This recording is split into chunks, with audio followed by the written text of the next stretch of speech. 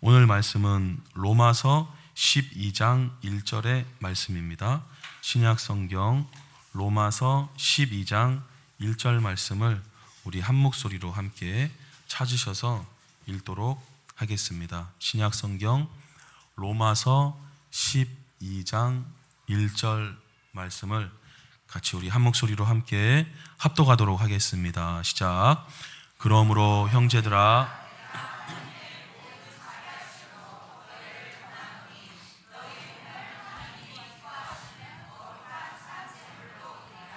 이는 너희가 아멘. 우리가 이제 주일이 되면 다 예배드리러 이렇게 나오지 않습니까? 그래서 뭐 어디 가냐 그러면 뭐 교회 간다. 교회 뭐 하러 가냐? 예배드리러 간다. 예배가 뭐냐? 그럼 뭐라 그러시겠어요? 예배? 뭐 그냥 말씀 듣는 거야. 뭐 혹은 뭐 찬양 드리고 뭐 기도도 하고 뭐 그러는 거지. 예배가 뭐냐고 이렇게 질문을 할 때 이 그리스도인들이 선뜻 예배에 대해서 딱 이렇게 얘기하기가 애매하신 분들이 계시거든요. 예배가 뭐냐? 예배는 사실 여러분 창세기라는 인류 역사의 처음 시작이 이렇게 기록이 되어 있는 창세기 책을 이렇게 쫙 읽어보면 바로 아담이라는 첫 사람과 그 아들들이 바로 드리는 게 뭐냐면 예배가 나와요. 그래서 누구의 예배는 받고 누구의 예배는 받지 않아서 예배 받지 않은 사람의 얼굴은 안색이 바뀌고 막 시험이 들고 기분 나빠서 돌아가게 되고, 예배를 받은 그 하나님께서 받으신 사람의 그 마음은 예배 끝난 후에 은혜 속에 이제 거하게 되는 것들을 우리는 계속 성경책을 읽으면서 확인할 수 있게 되거든요. 그 예배가 참 중요한데, 자, 지난주에 예수님께서 선한 사마리아 여인과 같이 대화를 할 때 우리 조상들은 이 산에서 예배드리고 뭐 저 산에서 예배드리고, 그 예배라는 말을 제사와 혼용해서 쓰기 때문에 이제 저도 오늘 말씀을 이제 같이 살펴볼 때 예배와 제사의 말을 이제 혼용해서 쓰도록 하겠습니다. 그게 이제 그거기 때문에 하나님께 예배 드린다. 예배 드리는 게 뭐예요? 자, 일단 문자적으로 예배 드린다 할 때 이 예배가 뭐냐면 예자가 예의 할 때 예자입니다. 그러니까 예도 예자, 예절 예자거든요. 자, 그래서 예의 있게 예의를 갖추어서 배한다 이렇게 볼 수 있습니다. 배가 뭐냐면 절한다라는 뜻이에요. 그러니까 왜 세배 드린다 할 때 배자가 절한다고 하는 얘기거든요. 뭐 불교에서도 삼보일배라는 말을 쓰는데, 삼이 석삼자에서 세 번 보행해서 걸어서 한 번 배한다 이렇게 얘기를 하는데, 배한다라는 게 절한다라는 뜻이에요. 그래서 예배의 문자적인 의미, 예배가 뭡니까 하면 예의를 갖춰서 절하는 것입니다. 자, 그래서 히브리어나 헬라어나 성경이 쓰여진 그 단어들도 살펴보면 절한다라는 의미를 담고 있습니다. 그래서 간략하게 글이 나타내는 예배가 뭐냐 그러면 예배는 예의를 갖춰서 절하는 것입니다 라는 얘기를 할 수 있어야 할 것 같고요. 자, 그런데 예배에 대해서 가장 자세히 나와 있는 책이 일단은 구약에서는 레위기예요. 그 레위기는 제사의 책입니다. 그래서 레위기 1장, 2장, 3장, 4장, 5장 계속 제사에 대해서 얘기를 해주고 있습니다. 그래서 레위기를 이제 읽으면 예배법에 대한 이야기들을 이제 볼 수 있게 되는 겁니다. 그래서 레위기 1장을 딱 펴보면 바로 나오는 게 번제라는 예배법이 나와요. 이 번제는 뭐냐면 번이 태울 번을 얘기하는 거거든요. 그래서 레위기에 처음 나오는 이 번제는 바로 태우는 제사를 말하는 겁니다. 그래서 제물을 이렇게 가져와서 하나님 앞에 가죽은 벗기고 모든 머리부터 발끝까지 다 태워서 그 향기를 하나님께 올려드리고, 그 하나님께서 그 향을 기쁘시게 받으셔서 이렇게 우리의 죄를 속죄해 주시고 나의 전적인 헌신을 나타낼 때 그렇게 번제를 드리며 이제 제사 드리는 겁니다. 자, 그래서 레위기 또 2장을 이렇게 넘기면 소제라는 예배법이 나와요. 소제는 곡물로 드리는 예배 방식입니다. 그러니까 이거는 어떤 노동의 열매를 드린다고 볼 수 있어요.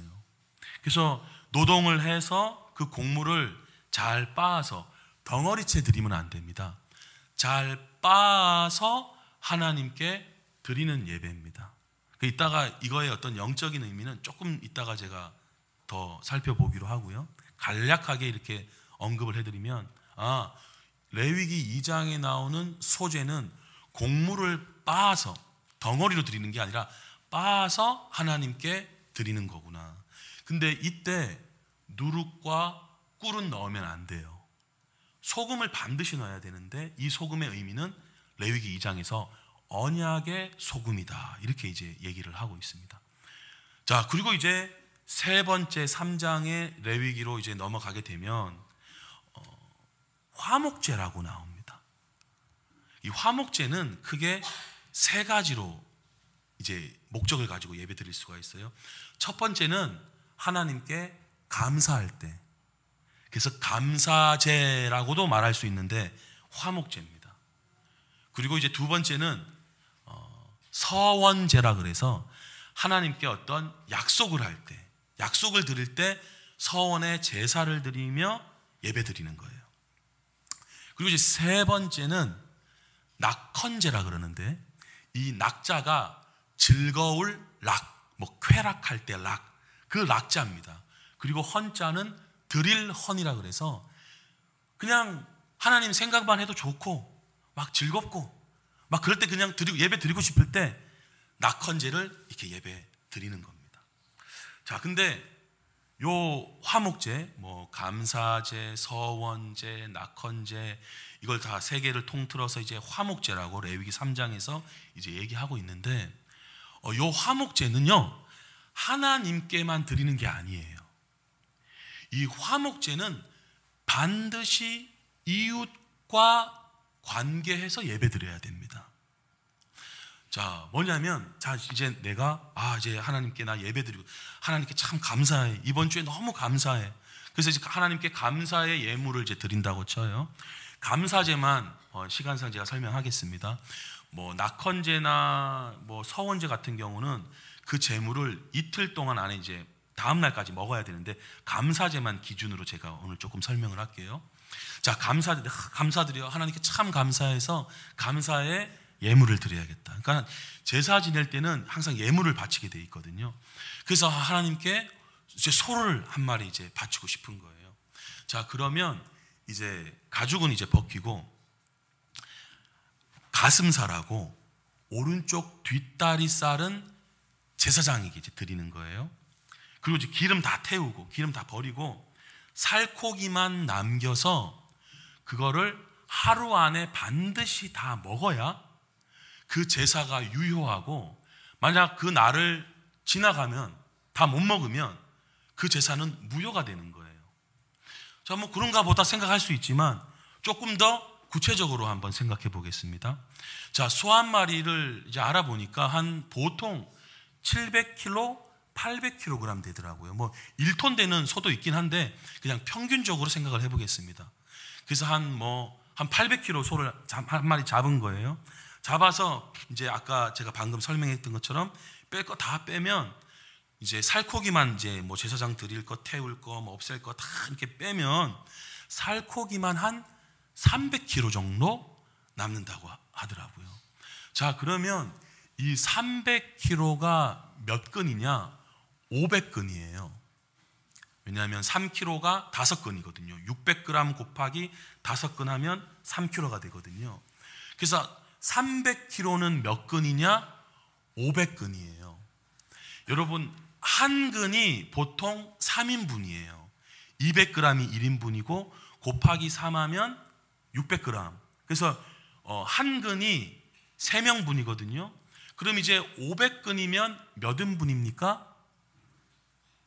1,500명 분인 거예요. 그럼 내가 이제 감사제를 하나님께 이제 감사제를 드리는데 1,500명 분의 소고기를 하루 안에 다 먹어야 되는 거예요. 아니 다 먹지. 자, 생각을 좀 해보겠습니다. 자, 그 유대인들은 그 하루가 해가 질 때 끝나요. 그러니까 여러분, 딱 야식으로, 이거 안 돼요. 야식이 아니라 유대인들은 해가 한 5시 반, 6시 그때 해가 진단 말이에요. 그때 이 소고기를 다 못 먹으면 제사는 무효예요. 하나님이 받지 않으시는 거예요. 반드시 그 안에 다 먹어야 되는 거예요. 자, 그러면 여러분, 내가 하나님께 이제 예배를 드리고 이 예배가 하나님이 받으시는 예배가 되려면, 이 감사의 예물을 받으시는 예배가 되려면 저녁 6시 안에 1,500면분의 소고기를 다 먹어야 되는 거예요. 자, 그러면 만약에 한 이제 점심 드시고 이제 예배를 드린다고 칩시다. 아니면 오전부터 예배를 드려도 막 이 뼈를 제거하고 기름 이런 시간들이 막 들어가기 때문에 오전부터 해도 하여튼 점심 지나갈 수가 있게 되는 거죠. 그래서 뭐 한 2시부터 이제 소고기를 이제 먹는다고 쳐요. 그러면 교회에서 예배를 드리는데 1,500명분을 어떻게 해결을 합니까? 반드시 이제 이웃하고 같이 먹어야 되는데, 생각을 해보십시오. 교회 식구들하고도 이제 형제하고도 이제 먹게 되겠죠.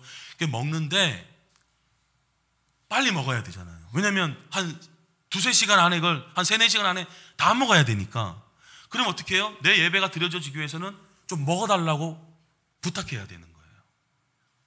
김일사님 좀 먹어주세요. 박 권사님 좀 잡숴주세요. 하는데 여러분 생각을 해보십시오. 친한 사람만 불러가지고는 다 못 먹어요. 그러면 좀 그동안 좀 대면대면한 사람도 먹어달라고 좀 얘기를 해야 되고, 혹은 나랑 조금 약간 감정적으로 좀 안 좋은 일이 있어가지고 조금 다툰 약간 좀 찝찝한 이런 분들도 다 불러야 되는 거예요. 즉 화목제가 뭐냐? 이 음식을 같이 나눔으로 서로 우리가 안에 화목이 이루어지는 제사를 얘기하는 거예요.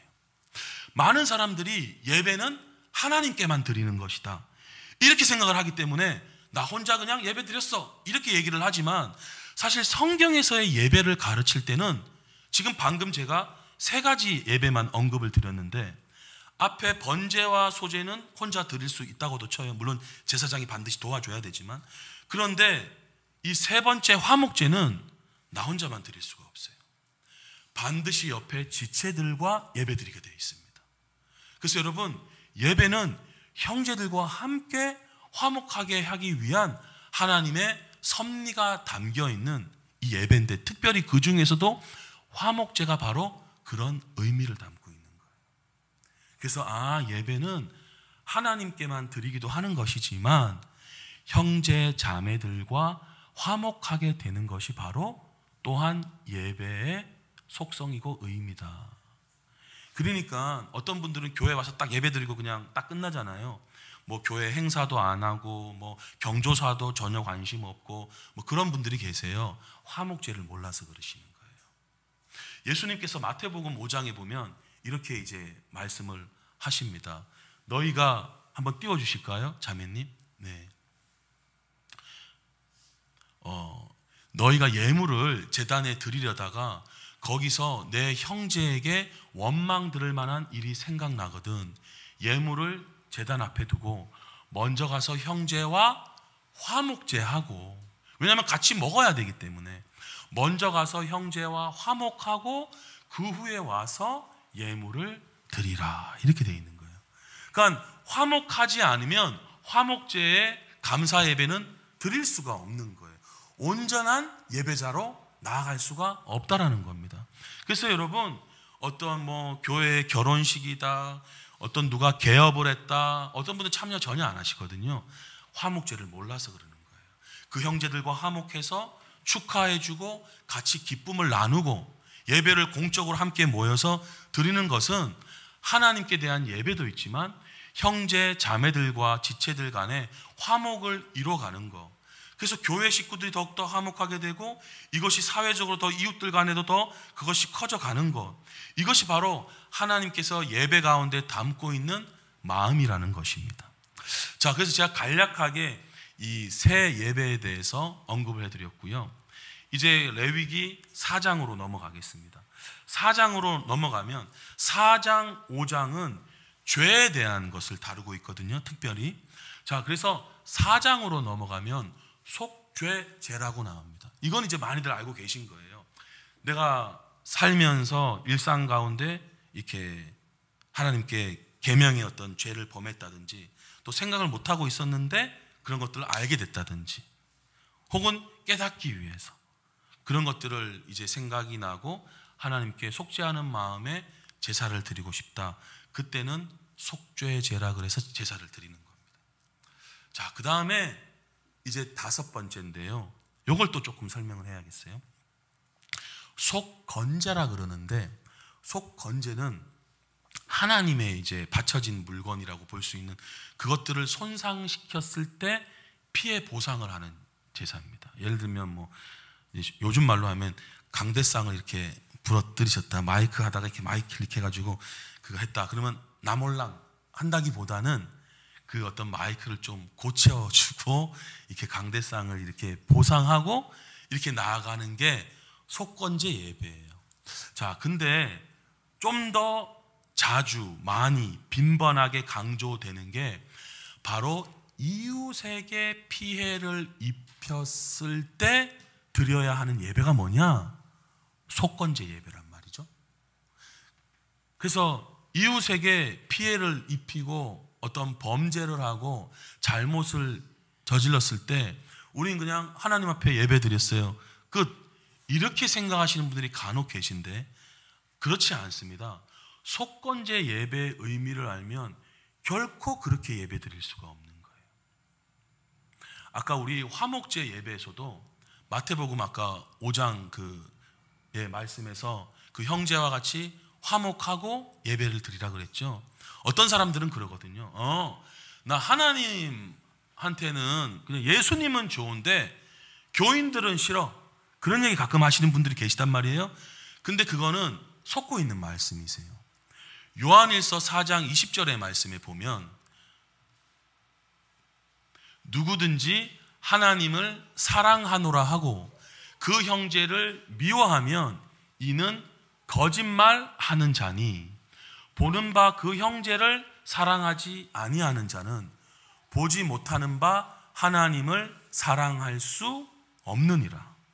성경에서는 하나님을 사랑하라고 그러는데, 그래서 예수님은 좋다, 그런데 형제들은 싫다, 그거는 거짓말이라는 거예요. 그거는 이루어질 수 없다라는 얘기예요. 왜요? 보는 형제를 사랑하지 못하면 너는 하나님도 사랑할 수 없는 사람이야, 이렇게 얘기가 되거든요. 물론 가끔 이렇게 사석에서 이런 얘기를 할 때 상대편이 불쾌할 수도 있고 잘 못 들을 수도 있어요. 설교를 들어야 됩니다. 왜 설교를 들어야 되냐? 설교에는 기름 부으심이 있거든요.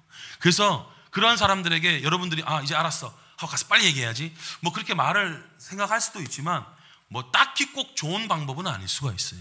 그런 분들이 예배 가운데 나와서 하나님의 말씀이야 하는 것을 인정하고 들을 때에 하나님의 말씀이 이분들의 마음 가운데 스며들게 되는 것입니다. 그래서 여러분, 나도 가끔 그렇게 생각했는데 그냥 하나님께 예배드리지만 저 집사님은 뵈기 싫어, 이런 생각을 했던 분이 계실 수가 있어요. 오늘 이 말씀을 통해서 이것은 내가 속을 수 있는 거였었구나, 이렇게 이제 생각을 하시고 형제를 사랑할 때 하나님도 사랑할 수 있다, 이 말씀을 받으시기를 예수님의 이름으로 축복합니다. 자, 그래서 이제 속건제 예배는 이제 뭐냐면 다른 지체에게, 이웃에게 피해를 입혔을 때 드려야 하는 제사하고 예배인 거예요. 자, 근데 이거를 잘 모르는 많은 그리스도인들이 있었기 때문에 그것을 비꼬는 영화가 하나 나왔었어요. 여러분, 그 이청준 씨라는 작가가 있습니다. 서울대 도고 동문학과가 나오신 그분인데 이분이 벌레 이야기라는 책을 썼어요. 낮은 대로 임하소서라는 책도 이분이 다 쓰신 거예요. 그래서 이분이 벌레 이야기라는 책을 썼는데 이 벌레 이야기를 영화화한 게 있습니다. 이게 뭐냐면 밀양이에요. 왜 전도연 씨라는 여자 배우가 주인공으로 이렇게 송강호 씨하고 이렇게 나온 영화가 있었거든요. 그게 이제 밀양인데 이 밀양에서 뭐 간략하게만 얘기를 하자면 이 여자 주인공이 아들이 유괴를 당해요. 그래서 너무 절망 가운데 있는데 옆에 이제 집사님 한 분이 교회 다니자고, 이제 하나님 믿고 그러면 아들 찾을 수 있을 거라고. 그래서 그 말에 이제 교회 나와요. 근데 이제 교회는 나왔는데 그 아들은 결국 그 유괴범, 그 학원 강사님인지 원장님인지 하는 분한테 이제 유괴당하고 결국은 이제 죽습니다. 그 이 여자 어머니가 너무 힘들고 괴롭지만 예배를 통해서 신앙생활을 통해서 위로를 받고 안정감을 이제 찾아가요. 그래서 이제 마음이 좀 그래도 위로가 되어지고 이제 좀 안정이 되어지는 가운데 자기 생일을 이제 맞게 됩니다. 그 생일이 이제 찾아왔는데 자기 자녀를 죽인 그 원수 같은 이제 범죄자가 생각이 나는 거죠. 그래서 내가 그가 이제 있는 교도소에 가서 내가 그 사람을 용서해 줘야겠다. 이제 이런 생각을 해요. 그리고 이제 교도소에 찾아갑니다. 그래서 영화가 이 남자 범죄인과 이 여자 주인공을 이렇게 같이 화면으로 쫙 찍어줍니다. 그때 이 여자가 이렇게 얘기합니다. 내가 오늘 여기 찾아온 건요, 하나님의 은혜와 사랑을 전해주러 왔어요. 고맙습니다. 저도 믿음을 가지게 됐거든요. 뭐 교도소에 들어온 뒤로 하나님을 가슴에 받아들이게 됐습니다. 하나님이 죄 많은 인간에게 찾아와 주신 거지. 그래요? 하나님을 알게 됐다니 다행이에요. 예, 얼마나 감사한 일입니까? 하나님이 죄 많은 놈한테 손 내밀어 주시고 그 앞에 엎드려 죄를 회개하도록 하고 제 죄를 용서해 주셨습니다. 하나님이 죄를 용서해 주셨다고요? 예, 눈물로 회개하고 용서받았습니다. 그러고 나서부터 마음의 평화를 얻었습니다. 그 순간 여자 주인공의 얼굴이 얼어붙기 시작하는 거예요. 그리고 이제 좀 더 영화가 이제 진행되면 이 여자는 나와서 쓰러져 버립니다. 그래서 나중에 당사자인 내가 용서하질 않았는데 저 사람이 용서받았다고 하면서 충격 가운데 이제 시간들을 보내게 되는 거죠. 자, 이런 현상이 빚어지는 이유가 뭐냐면 속건제 예배를 모르기 때문이에요. 그러니까 예배는 하나님께만 드리면 끝이야. 하나님께만 난 용서받았으니까 편안해 하면서 이 마음을 갖춘 게 바로 아까 그 살인을 저질렀던 분의 편안한 얼굴이었거든요. 그리고 그 상대편이 용서를 해주러 찾아왔을 때도 편안한 얼굴로 대하고 있단 말이에요. 그래서 이 속건제 예배를 드리질 못했기 때문에 세상 사람들도 기독교인에 대해서 손가락질을 하는 거예요. 여러분, 누가복음 19장에 보면 삭개오라는 인물이 나옵니다. 삭개오는 세무장, 그러니까 요즘 말로 하면 세무공무원에서 세무소장이에요. 돈이 되게 많고요. 근데 키는 작아서 사람들한테 인정 못 받는 사람이었어요. 이제 돈은 많지만 항상 외로움과 조금 뭔가 마음에 이 안정감 없이 살아가는데 그때 예수님께서 여리고성을 지나간다는 소식이 이 사람에게 들려왔어요. 이 사람이 키가 작으니까 나무 위에 막 올라가서 예수님을 바라보기를 원합니다. 어떻게 보면 죄 많은 인생이죠. 세금을 막 이렇게 잘못하게 해서 돈을 많이 거두는 게 그 당시의 어떤 분위기였다 그랬거든요. 자, 그래서 이 사람이 돈을 많이 가졌지만 이제 예수님이 이제 지나간다는 소식을 듣고 올라가서 딱 보는데 예수님께서 삭개오를 알아보세요. 삭개오야, 내려와라. 내가 오늘 밤 너희 집에 있어야겠다. 삭개오가 신나라 하고 이제 예수님을 모시고 자기 집으로 갑니다. 그러면서 이제 삭개오가 어떤 고백을 하냐면, 예수님, 제 가진 재산의 절반을 가난한 자들한테 주고 제가 혹시 속여 강제로 빼앗은 게 있다면 4배로 갚겠나이다. 이렇게 이제 예배를 해요.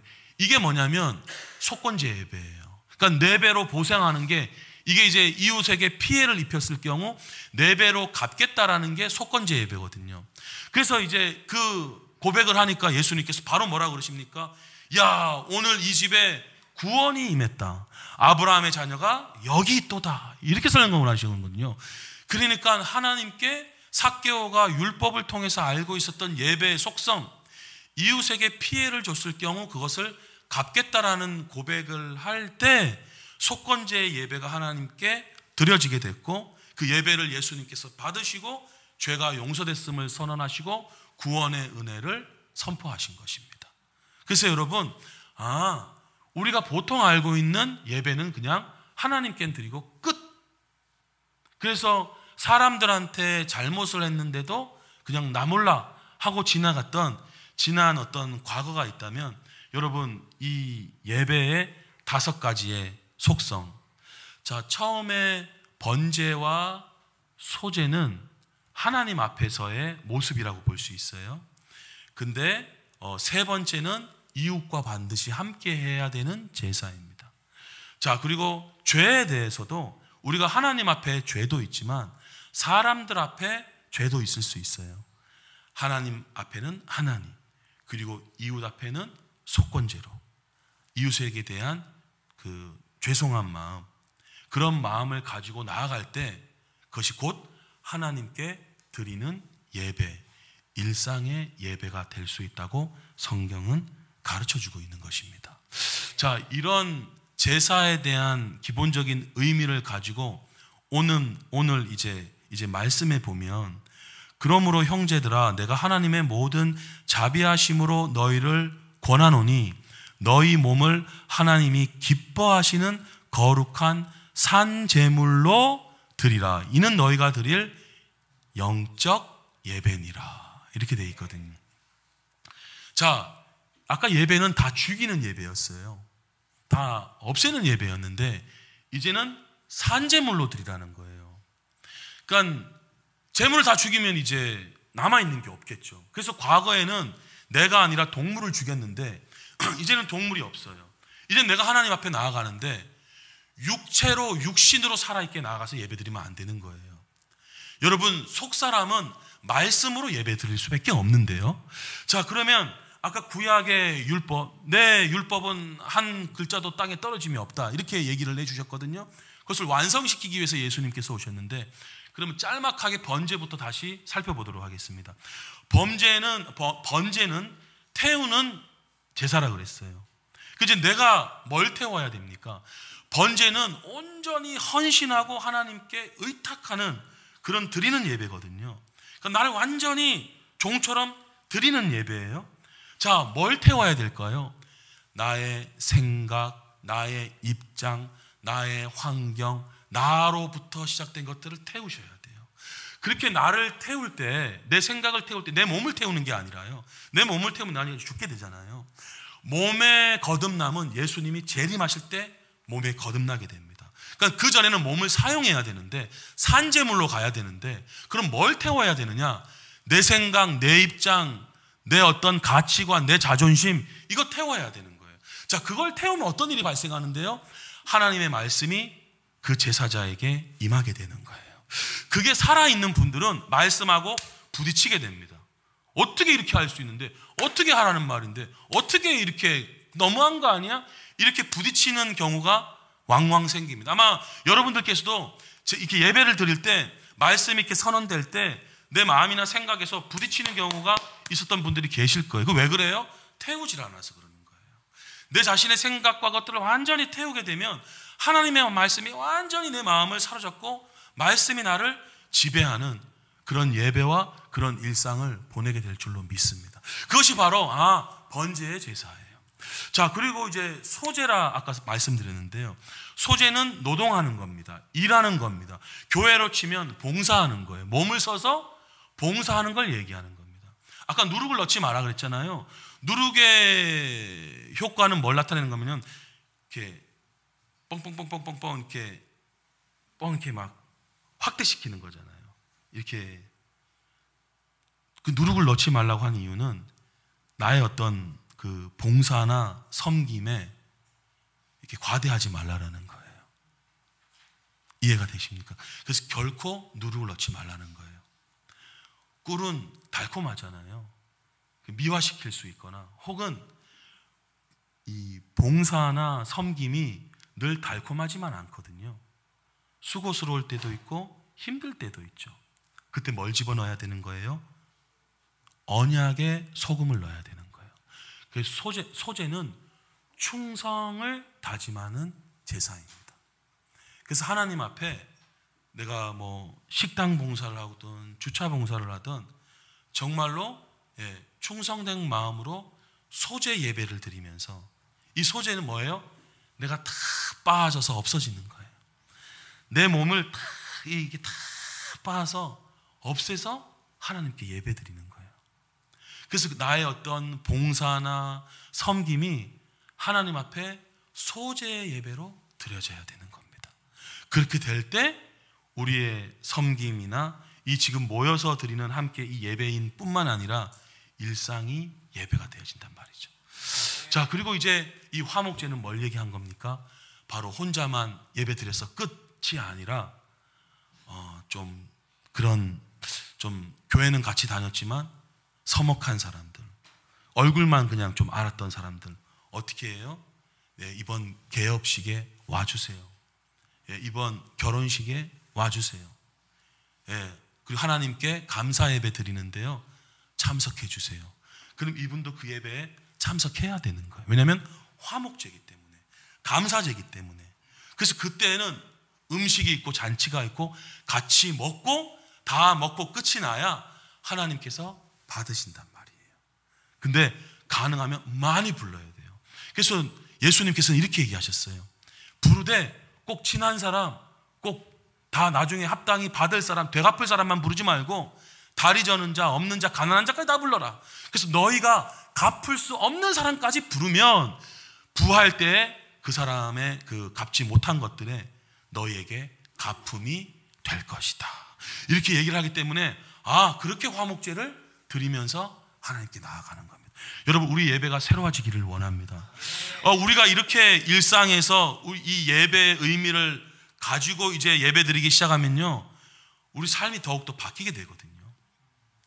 자, 그리고 이제 하나님께 죄를 용서받는 그 기도, 예배뿐만 아니라 아까 그 삭개오처럼 이웃에게 피해를 줬을 때, 그러니까 아까 그 이제 아이를 유괴했던 그분 같은 경우도 속건제 예배를 좀 아셨더라면 하나님 앞에 용서함 받은 평안함은 맞는 겁니다. 근데 그 당사자가 왔을 때 그 앞에서 그냥 계속 평안함만 얼굴을 나타내 보일 수는 없는 거죠. 왜냐하면 그분에게 굉장히 큰 손실이라고 말할 수도 없는 자녀를 빼앗았기 때문에, 생명을 빼앗았기 때문에 보통 큰일이 아니잖아요. 어떻게 해요? 마땅히 그 여인에게 감사하고 사죄를 구하고 잘못했다라고 고백을 해서 그 여인이 나에게 용서를 해주는 것들을 받았더라면 많은 이 세상의 사람들이, 기독교인들이 갖고 있는 하나님한테만 용서받으면 끝났대라는 비아냥이, 저들은 이웃에게도 사죄하고 용서를 구하는 그런 사람이고, 또 성경에서 그것이 예배 중에 하나다라는 것을 이제 우리도 더욱 알려주게 되는 것입니다. 그래서 여러분, 이것이 영적인 예배라는 거예요. 근데 목사님, 그 얘기는 이제 대충 알겠는데 그 생각은 뭐 대충 알겠는데 쉽지 않은 것 같은데요. 자, 그래서 나는 막 그러지 못할 때가 많은데, 그럼 나는 안 거듭난 사람인가요? 자, 이런 생각을 가질 수 있는데, 자, 영혼이 거듭난 그리스도인에 대해서 성경은 두 부류가 있다, 이렇게 이제 얘기를 해줍니다. 자, 고린도전서 3장에 보면 이렇게 얘기를 이제 해줍니다. 형제 여러분, 나는 여러분에게 영적인 사람을 대하듯이 말할 수 없어서 세속적인 사람, 곧 그리스도 안에서 어린아이를 대하듯 말합니다. 자, 어린아이는 육적으로 얘기해 볼게요. 예배 어떻게 드려요? 막 이러죠. 막 이러고 막 이러잖아요. 예를 들면 육적으로 예배 드리잖아요. 자, 여러분들이 이제 성인이 되셔서 예배 어떻게 드려요? 이제 예의 있게 예배를 드리시죠. 자, 그런데 그건 이제 보이는 육적인 상황이고, 그 육체 말고요, 이제 영적인 어린아이와 영적인 이제 성장한 사람이 있다라는 거예요. 그러면 영적인 어린아이, 마치 우리가 육적으로 얘기할 때 막 예배 시간에 막 장난치고 이러고 막 고개 숙이고 막 이렇게 예배 드리는 그 아이도 예배를 드리는 거잖아요. 근데 그 예배는 우리가 그렇게 하면 안 된다고 계속 제재하죠. 왜요? 예배는 그렇게 드리면 안 되니까. 그런 것처럼 영적으로 볼 때 그렇게 예배 드리면 안 돼라고 얘기할 수 있는 부분은 뭐냐? 지금 여기에서는 시기와 다툼이 있는데 이렇게 드리면 안 돼, 이렇게 예배를 드린 거예요. 그래서 육적인 세상 사람들처럼 행동하는 그리스도인들이 있다라는 거예요. 자, 이 사람도 거듭났지만 육적인 그리스도인인 거죠. 그래서 여러분, 나의 삶을 볼 때 나 세상 사람들하고 난 똑같아. 난 여전히 그냥 교회 다니는데 뭐 세례도 받았는데 나 전혀 다른 거 없는 것 같아. 그러니까 이번 주도 어떤 분하고 이제 같이 얘기를 나누는데 그런 느낌을 얘기하시는 거예요. 근데 여러분, 느낌이 아니라 예수님을 믿고 예수님을 내 마음속에 받아들이고 세례 받고 그럼 어떻게 돼요? 거듭난 사람인 거예요. 거듭났지만 아직 미성숙해서 그냥 예수 믿기 전하고의 삶이, 생각이, 마음이 크게 별다른 게 없는 듯이 느껴질 수 있지만 성경에서는 영적으로 볼 때 어린아이다, 이렇게 얘기를 합니다. 자, 그래서 그럼 그런 게 어떤 건가요? 라고 물어보신다면 갈라디아서 5장에 이렇게 얘기를 합니다. 육체의 욕망하고 성령님이 바라시는 것은 정반대입니다. 우리도 그렇잖아요. 우리도 지금 하나님 말씀대로 정말 살고 싶잖아요. 근데 부딪히는 게 있잖아요. 자, 그럼 육체의 행위는 뭐냐? 명백한데 음행. 그러니까 여러분, 유튜브보다 음행이면 육체의 욕망이란 말이에요. 방탕, 자기 마음대로 막 그냥 하는 거예요. 원수 맺는 것. 그 누구랑 뭐 하면 그냥 확 뒤돌아서고 등 돌리고 원수 맺는 것. 다툼, 막 싸우는 거예요. 시기, 질투하는 거예요. 화내는 것. 그리고 당파심. 우리. 예를 들면 뭐 우리 부서면 우리 부서 이런 당파심. 그리고 분열하는 것. 질투와 흥청대며 먹고 마시는 이 모든 게 여러분 뭐 세상에서 다 하고 있는 그거 아닙니까? 이게 뭐냐면 육체라는 거예요. 그러니까 우리가 거듭났어도 처음에 이렇게 나오는 행동은 뭐냐? 거듭났지만, 새로 태어났지만 어린아이인 거예요. 근데 여러분, 어린아이인 상태로 계속 있으면 안 되겠죠. 어떻게 해요? 성장해야 될 줄로 믿습니다. 그래서 올 한 해 성장해야겠어요. 더 우리가 예배, 그러니까 이 성장을 어떻게 이루어지냐? 예배 드릴 때 성장하는 거예요. 예배 드릴 때. 그 예배가 뭐냐라고 물으실 때 그 예배가 바로 문자적으로는 어떤 의미인지, 그리고 레위기에서 5가지의 예배의 형태로 어떻게 드려야 할지를 명백하게 우리가 이제 인식하고 마음속에 새겨둘 때 그러한 이런 공적인 예배인뿐만 아니라 일상과 같이 그 예배는 연결이 되어 있기 때문에 삶에서도 예배의 성공자와 승리자가 될 수 있음을 믿습니다. 자, 그러니까 말씀이 들려야 되고 말씀을 아셔야 되는 거예요. 말씀을 알되 자기 생각이나 입장이나 가치관이나 신념이나 문화적인 인식을 가지고 말씀하고 견줘서는 안 되겠어요. 모든 말씀 읽다가 보면 막 이건 요즘 문화하고 달라, 막 이런 막 생각들이 든단 말이에요. 아니면 말씀은 절대적이고 변치 않고 진리라는 것을, 영과 진리로 예배드려야 되기 때문에 말씀이 옳습니다라는 태도를 가지고 성경 말씀을 전체를 보면요, 이해하지 못했고 받아들여지지 않았던 그런 모든 부분까지도 다 깨닫게 되고 받아들여지게 되고 아멘으로 성장하는 우리 모두가 될 줄로 믿습니다. 왜냐하면 청소년이나 아기들 보면 반항적이고 여전히 막 대들고 막 이해 안 된다 그러고 엄마 아빠의 얘기와는 다르게 막 또 때로는 일부러 그러기도 하고 막 이러잖아요. 근데 이제 나이가 들고 성장하면 어떻게 해요? 이제 얘기가 통한단 말이에요. 이제 부모님이랑 말이 통하죠. 그러니까 여러분, 하나님께서도 우리와 말이 통하시기를 원하시는 거예요. 갓난애기들한테 할 말 뭐 있습니까? 이거 한단 말이에요. 하나님께서도 우리를 보실 때 우리가 어린아이로 있으면 그냥 이것만 하시는 거예요. 말할 수가 없어요. 일을 맡길 수가 없어요. 사역을 시킬 수가 없어요. 봉사를 할 수가 없어요. 왜냐하면 이게 잘못될 수가 있으니까. 어떻게 해야 되느냐? 올 한 해 2024년을 시작하면서 내가 믿음 안에서 더 성장해야겠구나. 성장하는 건 뭔데요? 자, 갈라디아서 더 이어서 말씀에서 보면요, 그러나 성령님이 지배하는 생활, 성령님께서 우리를 다스려 주시는 생활, 우리 안에 와 계신 성령님께서 주도적으로 되는, 그러려면 나를 드려야죠. 여러분, 인격적인 거라는 거 말은 뭐예요? 주고받고가 된다는 거잖아요. 우리 편에서 그 자리를 내어드리지 않으면 성령님은 다스리지 못하십니다. 문 밖에 서서 두드릴 수밖에 없는 거예요. 자, 성령님이 지배하는 생활은 우리가 다 원하는 생활이에요. 지금 우리가 다 아까 얘기한 그거 나 원합니다 하는 사람 없단 말이에요. 우린 다 예수님을 믿고 이제 이걸 원해요. 뭘 원해요? 사랑을 원해요. 우리는 기쁨을 원합니다. 우리는 평안을 원합니다. 우리는 인내하기를 원합니다. 우리는 친절하기를 원합니다. 우리는 선하기를 원합니다. 우리는 변치 않고 신실하기를 원합니다. 우리는 온유하기를 원합니다. 우리는 절제하기를 원합니다. 자, 이 열매가 맺혀지는 게 성장하고 성숙한 사람이라는 거예요. 자, 우리에게도 이런 열매들이 조금씩 맺혀지고 있습니다. 자, 그러기 위해서는 무엇을 아셔야 되느냐? 안 돼, 난 아직 여전히 살아있어, 이렇게 성경과 반대되는 얘기를 해서는 안 되겠어요. 우리는 계속 이 고백을 해야 됩니다. 마음으로 믿고 입으로 시인할 때 구원을 얻는다고 얘기했는데, 이 나의 삶의 일상에 예배의 구원이 일어나려면 어떻게 해야 되느냐? 나는, 우리 예수 그리스도의 사람들 아닙니까? 나는, 내 육체는 정욕과 욕심이 십자가에 못 박혔다, 이렇게 고백을 자꾸 하셔야 돼요. 화가 나고 막 시기심이 일어나도 그래도 속사람의 고백을 하셔야 된다고요.